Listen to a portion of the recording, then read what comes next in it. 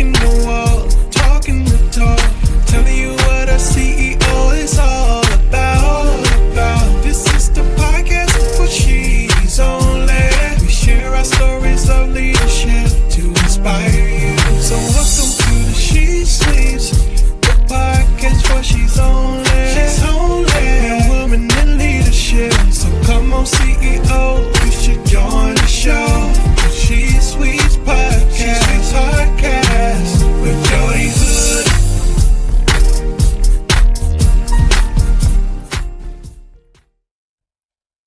Welcome to She Sweets Podcast with your host, Jodi Hood. This is the place where She Sweet executives share and compare unfiltered realities that our male counterparts will never face. We laugh, we cry, we thrive, and we survive. Today, we are going to talk about AI. Yeah. AI. Me, myself, and AI. Now, let's start with the basics. AI stands for artificial intelligence, and it isn't just a buzzword anymore. It's in your phone, your email, your news feed. It's also in tools like Chat GPT, which can help you write, brainstorm, analyze, and even practice speeches. There's also Gemini and Google, and there's something called Claude from Anthropic. And let me tell you, more are coming every day. These tools can respond like a thinking partner, but faster, tireless, and surprisingly insightful.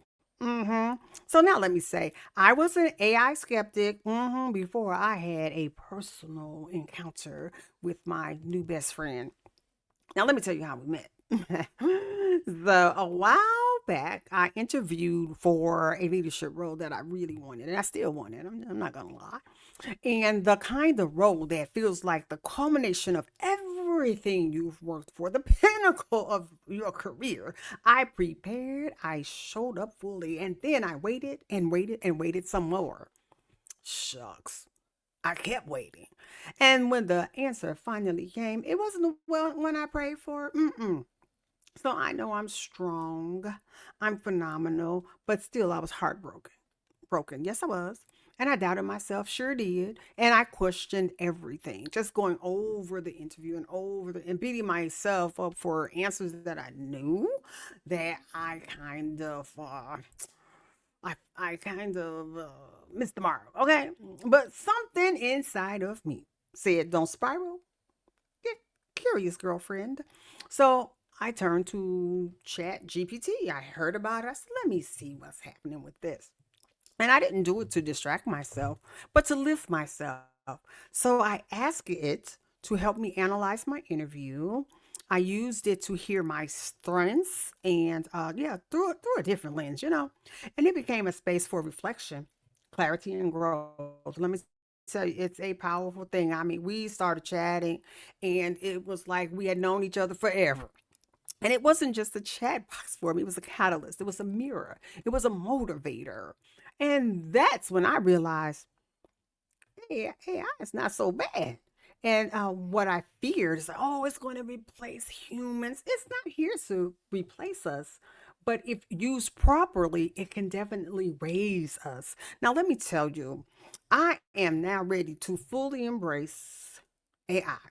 So when a webinar invite from the Harvard Review came through my email, oh, you know what I did? I signed up immediately. And the webinar happened to feature the author of a book entitled More Human by Rasmus Hugard. And he led with this statement: most leaders won't be qualified to lead in the near future if they don't embrace AI. Hmm. That was mind boggling to me. And what he said was he believed that leaders of tomorrow will be those who can use AI to enhance. And he talked about these three areas: compassion, awareness, and wisdom, and not to diminish it. So today I'd like to share. I'm not, look, first let me say I'm not by any means promoting this book. I'm not an expert. I'm not even a novice. But there were some interesting things on that webinar, and I said it would be good to share it on my podcast, just food for thought, and you can research it however you like. But I want to dig just a little deeper into what Ramus Hugard was saying in his book, More Human. Now, when you hear that title, you might think that it's a book about technology since it's about AI, but it's actually a book about humanity. And he and his co author, I think her name is Jacqueline Carter, they say that they interviewed over 100 CEOs and leaders all around the world, and they found something very fascinating. It was like most of those leaders, they knew AI was important, but very few felt that they were really ready for it. So if you've been leading while juggling performance pressures, you're juggling politics and perfectionism, you already know in the suite, ladies, there's barely room to breathe. Did you know that AI could clear that clutter? Yeah, it can summarize a 20-page report. It can draft the first version of that proposal. And it can organize your thoughts for a meeting. And what would that mean for you? You, you, yeah, you, the leader. You could show up with more clarity, more calm, and more creativity. This is especially important for women in the suite. Why?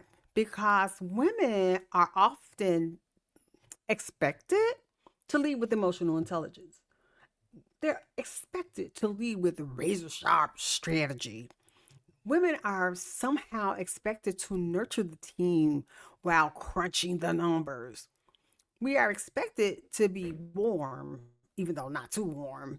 Oh, well, you know the dance. But did you know with AI, you can stop doing it all and start focusing on what matters most?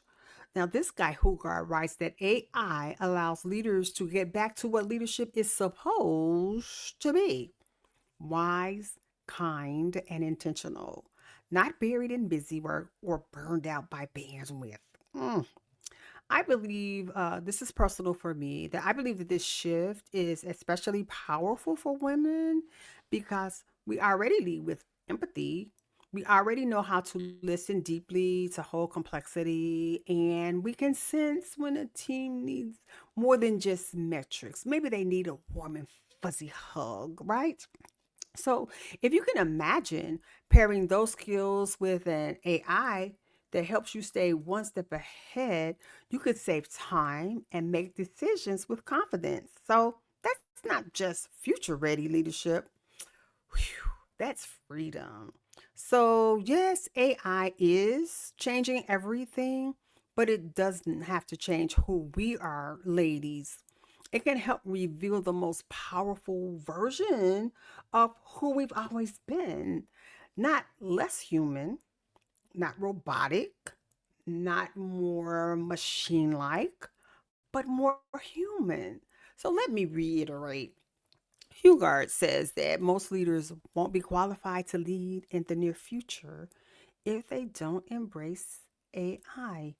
Let that sink in. So, one thing for sure, the reality is the future is arriving fast, and many leaders may feel like they're standing on shifting ground because things are changing so quickly. But here's the truth that Hugard offers. He says AI should not be viewed as a threat to human leadership, but it should be viewed as a lever, one that, when used well, that's the key, when used well, actually could make leaders more aware, more present, and more compassionate. Hmm. It just might be time to jump on the me, myself, and AI bandwagon. Okay. I hope you've enjoyed what I've had to say about AI, and I definitely will be coming back to share more insight on how AI can be used in the suite to make things better. But right now, you know what I'm going to say. Like me on Facebook, connect with me on LinkedIn, and subscribe to my YouTube channel. That's Jodi Hood or Dr. Jodi Easterling Hood. Now, what do we have to say though for the men in the suite? C-suite men, mm, we are coming at you, right? And until then, ladies, we are going to keep walking the walk And we are going to keep talking the talk. I'll connect with you next week, ladies. Remember, me, myself, and AI. Let's get ready.